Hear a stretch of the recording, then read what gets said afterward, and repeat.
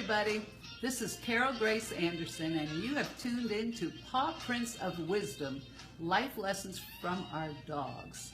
And today we're going to talk about attitude. We learn a lot from our dogs. We don't learn algebra or world history, but we learn stuff that really matters, like confidence, friendship, love, laughter, flexibility. And today we're going to talk all about attitude. And I'm glad you tuned in, first of all, because it took so long to put all this makeup on. And secondly, because we want to share some good thoughts with you over the next few minutes. And we also want to say that last show we had over 2,000 viewers. So we thank you so much.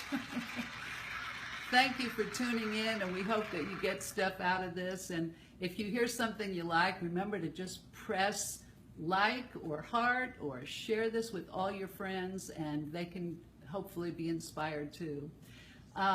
Today is a special day because it was my daddy's birthday, and I always think of his attitude. He would wake up happy every single day. He'd say, "Come on, everybody, what are you sleeping all day for? You're gonna sleep all day? Let's go out and do stuff." And he loved his dog. One of his dogs was named Bandit. And he and Bandit had great attitudes, and they'd be dancing around the kitchen together, and they just always were upbeat and had great attitudes. So, you know, we can't choose everything in life. We can't choose what height we are, if we're short or tall or in between. We can't choose if we have freckles or brown eyes or green eyes or blue eyes, or if we have allergies. Those are things we may not choose. But we can always choose our attitude.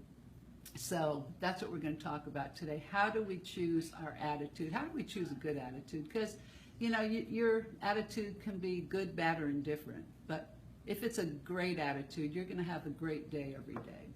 And I like to start every program with a quote. And today's quote is from Milo Gathema. "A dog doesn't care if you're rich or poor, smart or dumb. Give him your heart and he'll give you his." Isn't that true?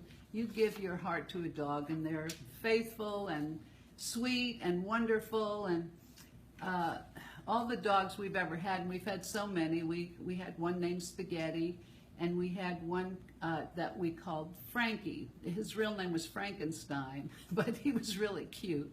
And my dad used to always have a chair for him at our big dining room table, and he'd sit there just like one of us. And he didn't really eat a lot of people food, but he would just sit there and look at everybody talking and kind of nod and just be part of the whole group. And he just always had a great attitude. He just wanted to be there. And I came across this picture. It's so great. Can you see that? And it says, "This is why the dog is happy." See, the guy is sitting there and he's dreaming of cars and planes and houses and money. And what is the dog thinking of? "I'm just so happy to be here."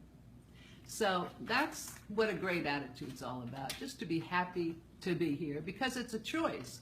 And every day that we wake up, first of all, we should be happy we woke up. And secondly, every day is a choice, how we choose to look at it. The late great psychologist, Dr. Carl Menninger, said once that attitude is more important than facts. So I think that's an important quote. Think about that. So it's not really the facts, it's what you do about the facts.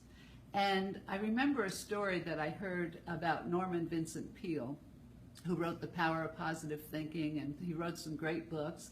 And he was over in Hong Kong with his wife, and they were shopping, or she was shopping, and he was walking down the street, and he saw a sign down the road, and it said tattoo parlor. And he was interested, and he looked in the window and saw all these beautiful artworks and flowers and flags and sayings.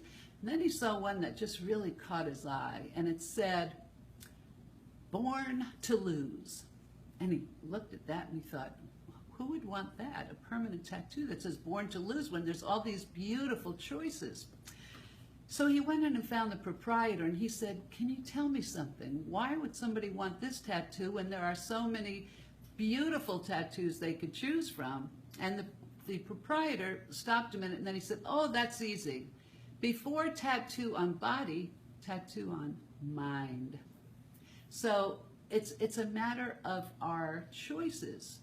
And we can choose to have a great attitude, and we can get in the habit of a good attitude. And I'm going to show you how in a few minutes. But it's not the conditions that we face, because all of us are going to have some rough spots, rough little hooks in the road. But it's what we do about it that counts. We're all going to have challenges, so let's get that straight. Life is not always easy, but how we deal with it is really up to us. And I remember when we were little kids, my mom, my dad, my older sister Lynn, and I all lived in an 18-foot trailer. It was in Moonachie, New Jersey, which is right near the George Washington Bridge. And we were surrounded by trailers. In fact, our cousins lived in the trailer right next door to us. And here's a photo so you can see what I'm talking about. There's my cousin Polly, and there's me on the right. And that was our house, and my parents were real tall, and so they lived in this little small trailer, but they always had a great attitude. And when I think back at that trailer park, I think, you know, we always had so much fun. It was really not a bad thing. When I think back now, I think, you know, I thought everybody lived on wheels, so I wasn't sure about that. But in the spring, after the cold New Jersey winter, I remember my mother would go behind the trailer. There was a little plot of mud, and she would fill her hands with these seeds. And she'd go behind the trailer and kneel down and be pushing these little seeds into the ground, into the mud. And we kept saying, Mom, what are you doing? She said, you'll see. And sure enough, in a week or two, here would come these big, beautiful sunflowers that were taller than the trailer. So when you'd look next to our trailer, all you saw were these huge, beautiful sunflowers. And I wish I had a picture of them, but I painted what I kind of remember them looking like, just big and brilliant, smiling, beautiful sunflowers. So we can turn our struggles and our challenges. I'm sure it was a big challenge for my parents to be over there in a trailer. And so they turned their challenges into sunflowers. And that's what everyone saw when they'd go past our trailer. And, you know, our attitude, if we play more with our dogs, if we look at our dogs, we can see that they are happy. If we take care of them, they will take care of us and help make us happy if we take the time to notice. And I put a little chapter in my book. My dog, Cowgirl, loved, see how happy she was? Because I was making spaghetti. And she loved to have a strand of spaghetti now and then. But I wanted to read this. To our beloved dogs, every day is a grand, triumphant celebration. What a way to live. When they're healthy and getting their basic needs met, dogs exhibit enthusiasm quite naturally. Unfortunately, we humans are rarely that enthusiastic. Once again, we need to use our dogs as role models to show us that it's much more pleasurable to be filled with hope. My dog has taught me that something as simple as the aroma of pasta cooking can bring great joy. It's a hope that a few strands of spaghetti, her favorite food, people food, may wind up in her bowl. Of course they did, and that's why Cowgirl was so happy. So our dogs can teach us that simple things can make us happy if we just stop and take a moment and think of all the good things that we have going for us. And I'll tell you a little story. Back in 1993, an agent called me and said, I'm wondering if you would audition. They're doing a movie in Nashville. It's a major movie, and it's got a lot of new actors in it, but they're looking for a tall waitress.